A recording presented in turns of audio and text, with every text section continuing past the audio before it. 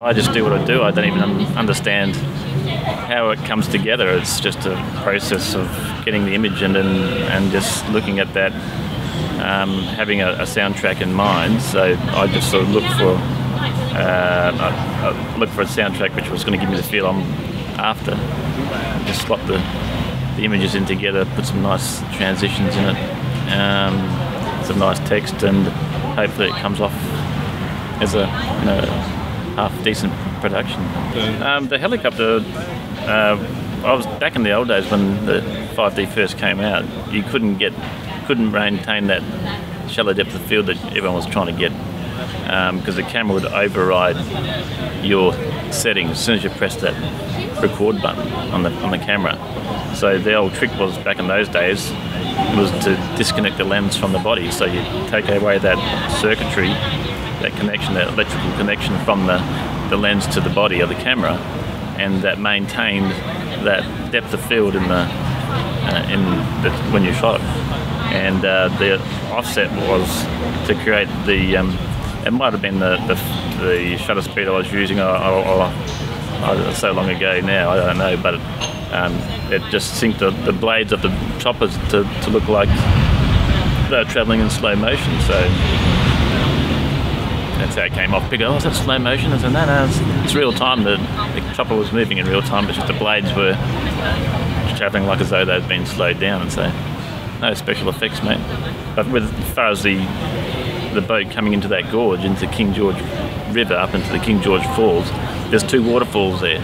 So I was able to get off on the rock on a tender boat and film the boat coming into the gorge, and then film it actually going up to a waterfall.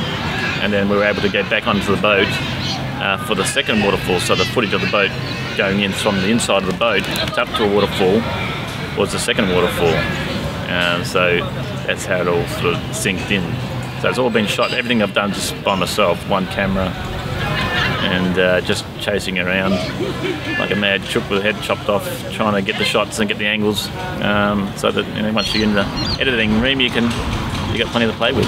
You got one opportunity to get the shot, and so it's critical you get it right, get in the right angle. But I work on the basis that I'm making up things as I go, so I don't have this preconceived idea that I've got to go over to this point and shoot. I see the scene unfolding, and I've got to try and work out, oh, hang on, where should I be? Is that going to be a better angle there? Or so you're running around like a mad chook, and sometimes it comes off, you get the shot, sometimes you fail, sometimes you just have to put a lesser shot in, That's the way. But that boat was moving pretty swiftly through the whole journey, so you only had small windows of opportunity to get the shot.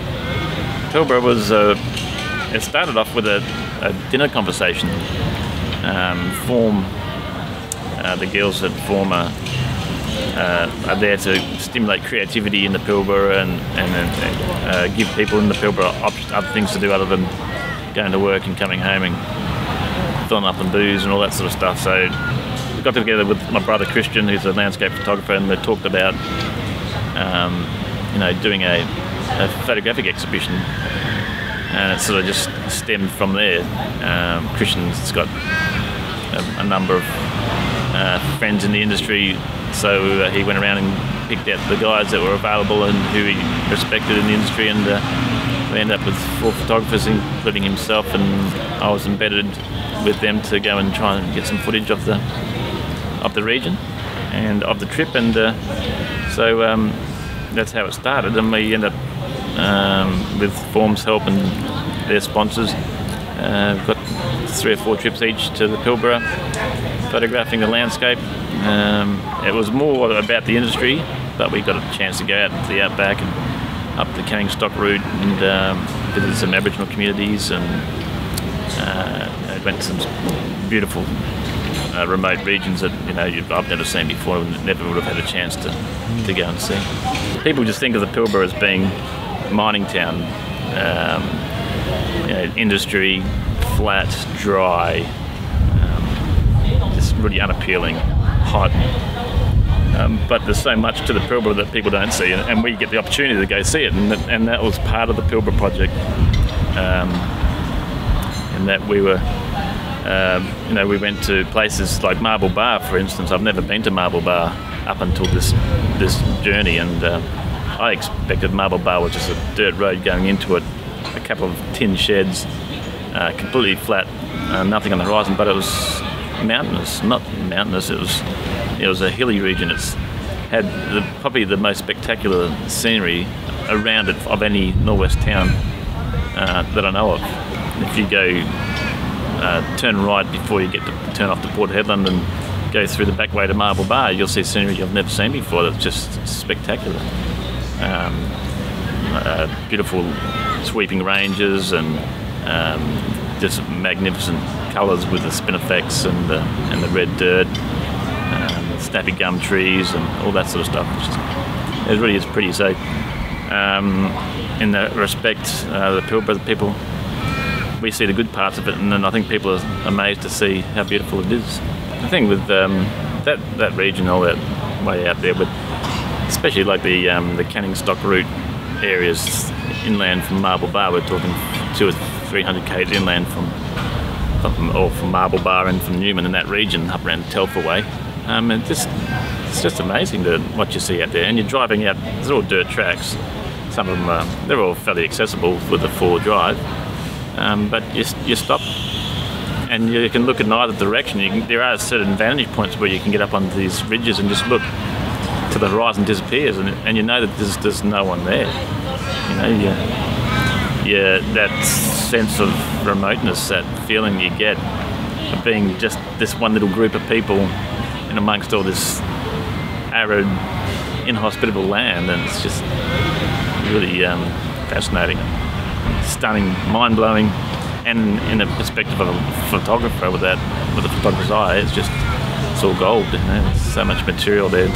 Basically, my career started with my brother shooting landscape photos. He'd go out. He had already been taking photographs for probably 10 years before I started joining him on his trips, and I was shooting a little X-Pan, Hasselblad X-Pan camera, shooting still photos as well, but mine wouldn't stack up to Christian's.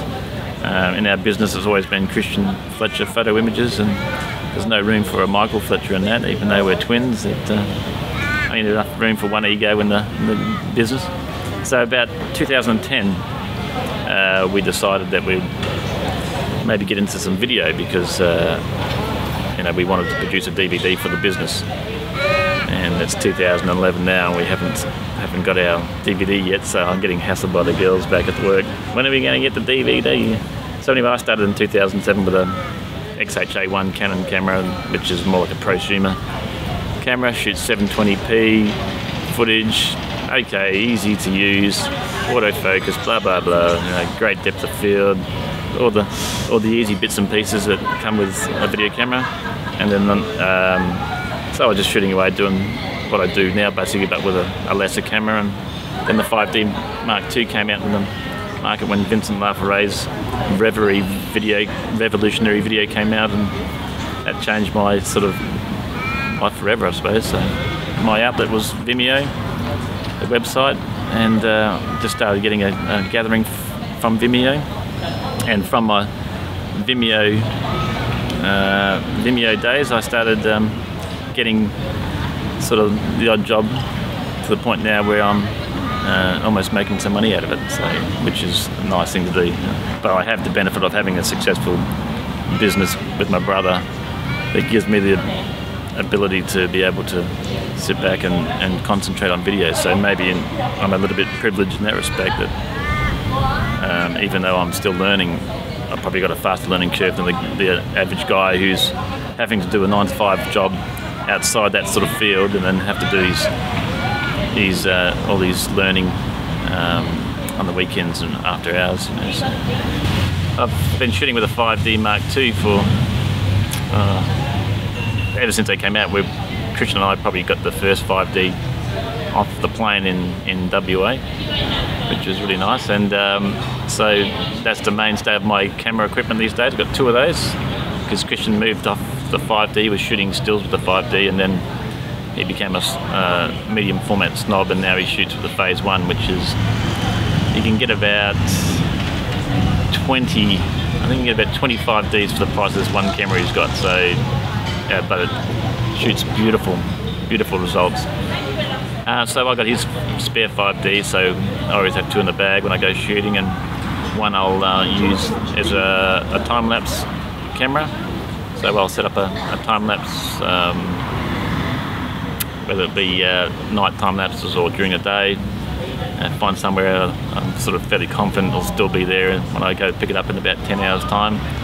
Look around, make sure there's no rain, and make sure that you know, it's not going to blow over with the wind overnight or something. So that's what I use one for, and the other one I use my main shooting with, and I've got a series of lenses, so I'll use anything from the 24mm f1.4, I think it is, 70mm tilt shift f4, I got an 85mm f1.2, I've got a 70-200 f5.6, I think, 400 prime f5.6, and also 100mm macro f2.8. So they're the main lenses I use. Bolt that all on my mirrorless tripod, and off I go. Chuck it all in the backpack, whatever I can fit in there, and a bit of audio gear. Got some Rode video mic and the Rode stereo mic, and I stick them on top. Plus I've also got a field recorder, Fostex F2R, whatever. Fostex recorder. It's a good little unit, so I'll take that along if I've got to interview people or capture some audio independent of what I'm shooting. So, and off I go into the wild blue yonder.